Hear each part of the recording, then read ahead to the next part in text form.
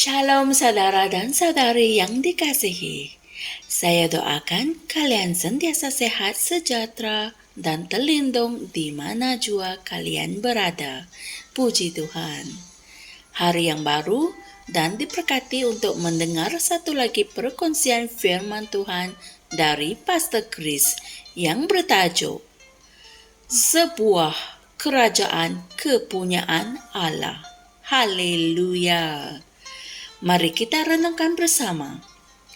Ayat Injil tema kami pada hari ini dipetik dari Efesus 2 ayat 19 yang berkata, oleh itu, kamu bukan lagi orang asing dan pendatang, tetapi sesama warga orang kudus dan anggota keluarga Allah. Amin. Kita bukan dari dunia ini. Kita adalah umat kepunyaan Allah dari kerajaan syurgawi. Amin. Walaupun kita hidup di bumi, namun keluarga negaraan kita, yaitu tempat asal kita dan tempat kita beroperasi adalah di syurga. Puji Tuhan. Tempat itu adalah sebuah kerajaan para imam yang diraja dan mulia.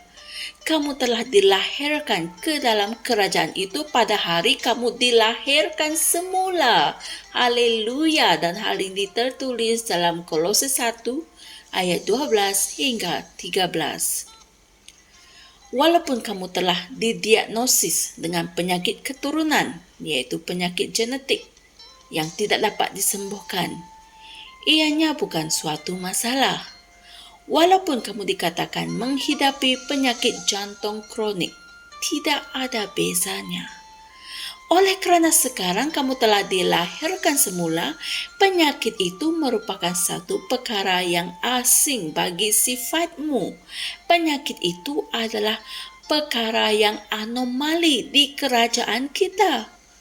Oleh itu, jangan menerima atau memberi tempat pada penyakit itu di dalam tubuhmu. Kemungkinan nenek moyangmu meninggal kerana penyakit tertentu dan kamu diberitahu bahawa penyakit itu adalah penyakit keturunan dalam keluargamu. Namun sekarang kamu tergolong dalam keluarga syurgawi di mana Yesus adalah ketua. Amin. Kamu tergolong dalam kerajaan di mana segala perkara boleh dilakukan, iaitu tiada kemustahilan, dan segala perkara beroperasi berdasarkan roh kehidupan. Haleluya.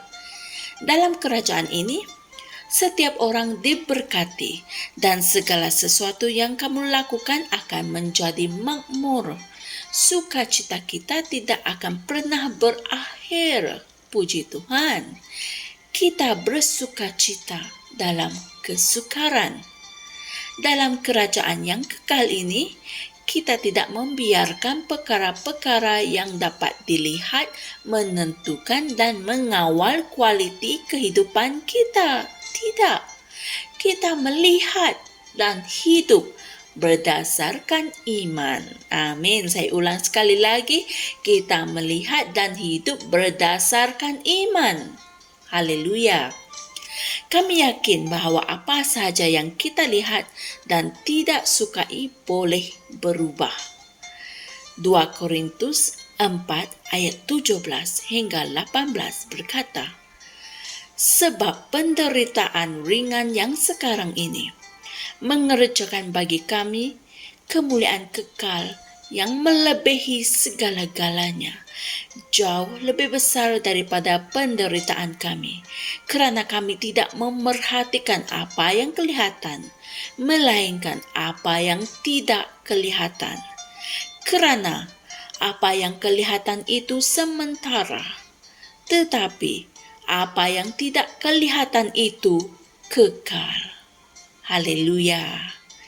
Inilah kehidupan dalam kerajaan kita. Kita tidak goyah, kita berkuasa. Kita dapat melakukan semua perkara melalui Kristus yang menguatkan kita. Amin. Kita selama-lamanya menang. Maha mulia Tuhan. Haleluya. Saudara dan saudari semua, mari kita sama-sama membuat pengakuan ini. Aku tergolong dalam kerajaan terang, sebuah kerajaan umat Allah yang luar biasa, agung dan mulia, di mana dosa, kesakitan, penyakit, kemurungan, kemiskinan, kekecewaan, dan segala sesuatu yang berkaitan dengan syaitan dan kegelapan adalah sesuatu yang asing. Aku bersinar dan memerintah dengan penuh kemuliaan melalui rahmat dan kebenaran. Perjalanan hidupku adalah ke atas dan ke depan, dan untuk menyenangkan hati Tuhan dalam semua perkara. Haleluya. Untuk merenungkan ajaran kita pada hari ini dengan lebih lanjut dan jelas, renungkan juga ayat-ayat Injil berikut, yaitu Kolose 1 ayat 12 hingga 14 dan 1 Petrus 2 ayat 9 kitab terjemahan Amplified Classic. Haleluya. Saya percaya kalian semua telah mempelajari sesuatu yang penting dalam ajaran kita pada hari ini. Oleh itu, mulai dari hari ini, hidup dan berjalanlah dalam kesedaran bahawa kamu berasal dari kerajaan Allah. Kita bukan orang biasa, tetapi orang kepunyaan Allah yang luar biasa, agung dan mulia. Puji Tuhan. Jumpa lagi esok untuk satu lagi perkongsian firman yang dapat membina pertumbuhan rohani dan iman kalian. Jangan lupa kongsikan firman ini dengan yang lain agar mereka juga dapat diberkati dengan firman Tuhan. Shalom. Kami percaya saudara-saudari semua telah diberkati dengan perkongsian firman dari Rhapsody Reality. Bagi sesiapa yang ingin menjadikan Yesus Kristus sebagai Tuhan dalam kehidupanmu, kamu boleh mengucapkan doa ini bersama dengan saya. Ya Tuhan Allah, aku mempercayai Yesus Kristus, Anak Allah yang hidup dengan sepenuh hatiku. Aku percaya Dia telah mati untukku, dan Allah telah membangkitkan Dia dari kematian. Aku percaya Dia hidup hari ini. Aku mengaku dengan mulutku bahawa Yesus Kristus adalah Tuhan dalam hidupku mulai dari hari ini.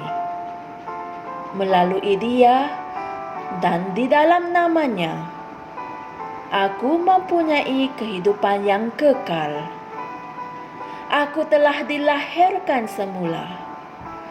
Terima kasih Allah kerana menyelamatkan jiwaku. Aku sekarang adalah anak Allah. Haleluya. Tahniah, sekarang kamu telah menjadi anak Allah. Untuk apa-apa sebarang pertanyaan atau untuk mendapatkan lebih banyak maklumat mengenai bagaimana untuk bertumbuh sebagai seorang Kristian, anda semua boleh hantar mesej di akaun Facebook kami atau email kami di tni.msia@gmail.com. Sekali lagi, tni.msia@gmail.com. Tuhan berkati anda semua.